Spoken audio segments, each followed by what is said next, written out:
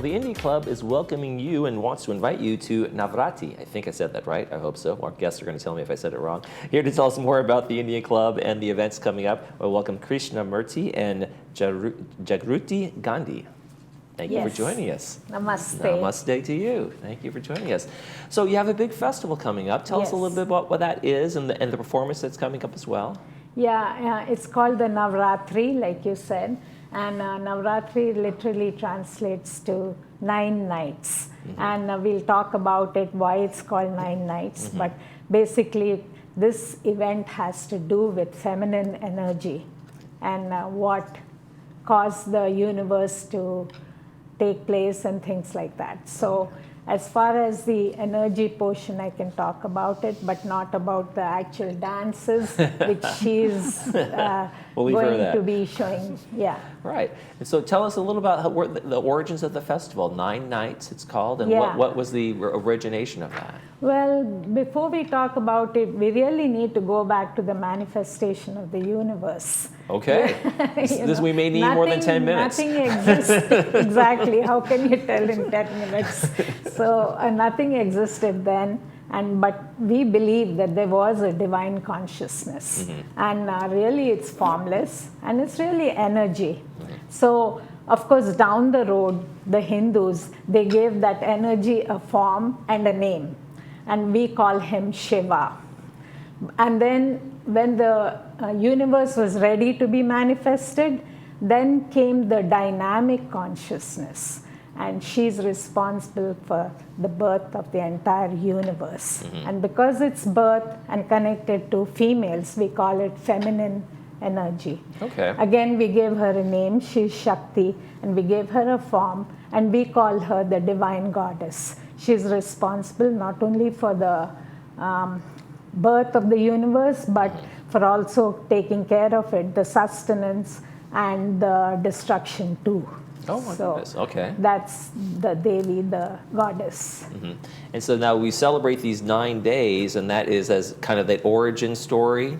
The 9 nights, to honor this feminine energy, because we believe in reincarnation, and we believe the goddess came down in many forms again and again.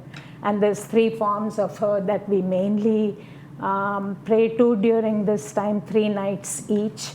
And also there used to be a demon who was destroying the whole world. His name was Mahishasura. Well, we're against that. Yeah, so that's why there was a new incarnation, and she is known as Durga.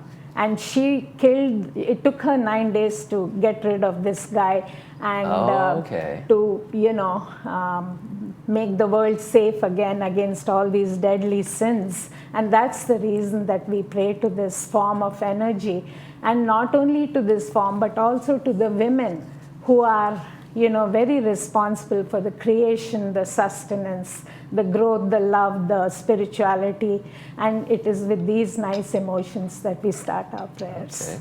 Well, Jagruti, seems like you have a lot of weight on your shoulders in terms of trying to create all this and tell the story and dance. What is that like for you to create a performance and a show like this? So, I teach Indian classical dance, Bharatanatyam, for over 30 years in Southern California. And basically, it's like dance, any art is universal. So, once you have learned all the particular classical form, and in that form we are trying to involve all the subjects. It could be all universal, like any subject from the world.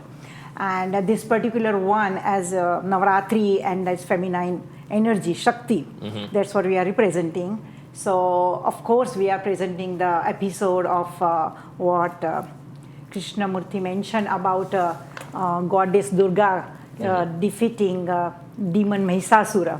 Okay. That is his feminine. So that's going to be one of kind of the dances that's going to be performed and shown there? Yeah, so there is a taken from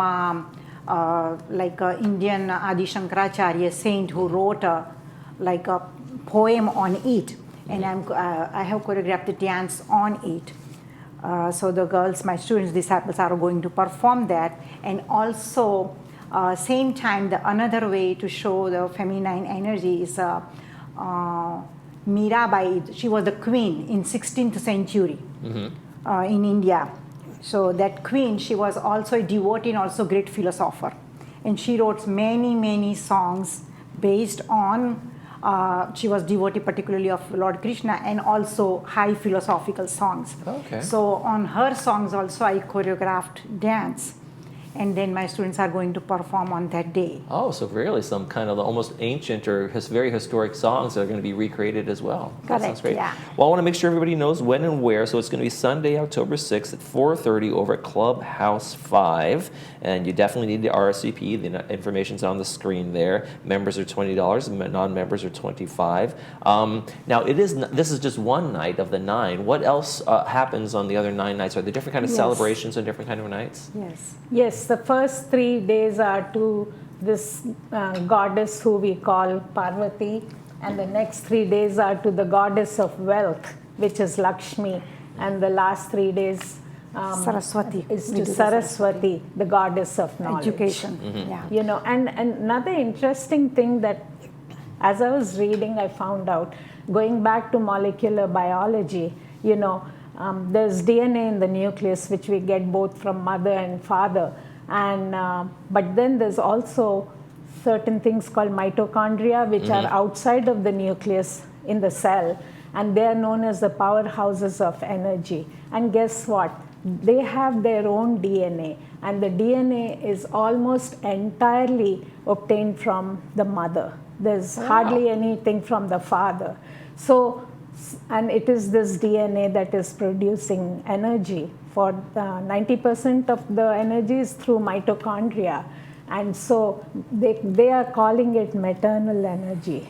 So, That's incredible. So, is there any connection between this maternal energy and this feminine energy that the sages found thousands of years ago? So that's something that we have to try to, you know, think it through.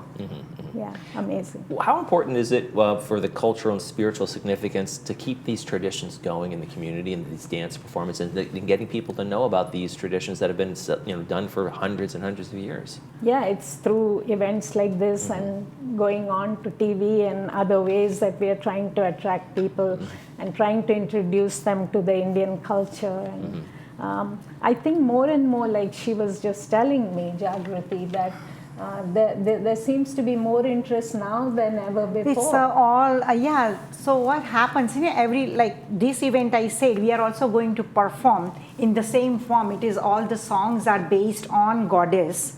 And, but those songs, they are in the folk dance. The people do folk dance. And particularly this particular folk dance we are doing on October 6th, it is from state of Gujarat.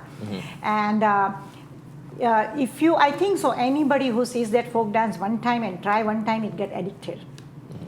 It is that good. Well, good. And then I if like you that. see, yeah, I think so. You can see this continuous weekend now on going on in Southern California, also in all convention centers, all university, sports gyms. Every Friday, Saturday, Sunday, if you go, all the youngster, older one, you see from like 3 years, as soon as they start walking, till oldest one, they do this folk dance, which is called Garba and Ras, which they do with the clapping and graceful movements, and also with the sticks, all of them. And I think so, youngsters are more into it than even older generation. Well, hopefully everybody gets into it. The event's going to be on Sunday, October 6th, 4:30 at Clubhouse 5. Jagruti and Krishna, thank you so much from the Indian Club. Thank you Thanks so much much for joining us. And Thank we you. hope to see you there. I'll be hopefully in the Delicious audience dancing Indian away. food. Yeah, we'll teach you how to dance. Then Thanks, you want everybody. to come every Namaste time. to you. Namaste. When we come back, we'll be talking to a doctor from Hoag Cancer Institute. Stay with us. No, no, no.